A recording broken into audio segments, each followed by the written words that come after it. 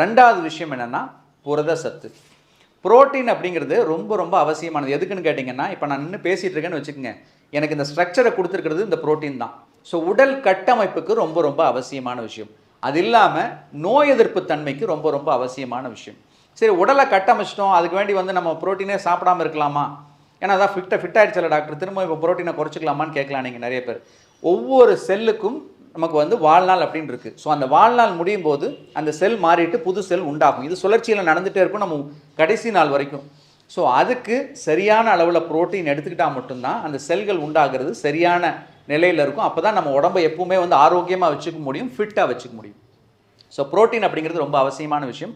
20லேருந்து 25% புரத சத்து எடுத்துக்கணும். இந்த புரத சத்து அப்படின்னு பார்த்தீங்கன்னா வெஜிடேரியன் சோர்ஸில் பால் பொருட்களில் இருக்குது, பாலில் இருக்குது, பன்னீரில் இருக்குது, சீஸில் இருக்குது. இந்த மாதிரி பால் பொருட்கள் தயிரில் எல்லா பக்கம் இருக்குது. அதே போல் வெஜிடேரியன் சோர்ஸ் இன்னொன்று பார்த்தீங்கன்னா நம்மளோட நிலக்கடலை, சுண்டல், பச்சைப்பயிறு, தட்டைப்பயிறு, இந்த மாதிரி பயிறு வகைகள். அதே போல் வெஜிடபிள்ஸ், சில வெஜிடபிள்ஸ்லேயும் நமக்கு பார்த்திங்கன்னா ப்ரோட்டீன் சத்து அதிகமாக இருக்குது. உதாரணத்துக்கு பார்த்திங்கன்னா கீரையில் ப்ரோட்டீன் சத்து அதிகமாக இருக்குது, அவகாடோவில் அதிகமாக இருக்குது. இது இல்லாமல் முழு தானியங்களாக நம்ம சாப்பிடும்போது அதுலேயும் புரத சத்து நமக்கு கிடைக்கிது. ஆனால் அரிசியில் புரத சத்து கம்மி, மற்ற சிறுதானியங்களில் புரத சத்து அரிசியை விட ஜாஸ்தியாக கிடைக்குது. ஆனால் முழு தானியமாக சாப்பிடணும். இது ரெண்டாவது முக்கியமான விஷயம்.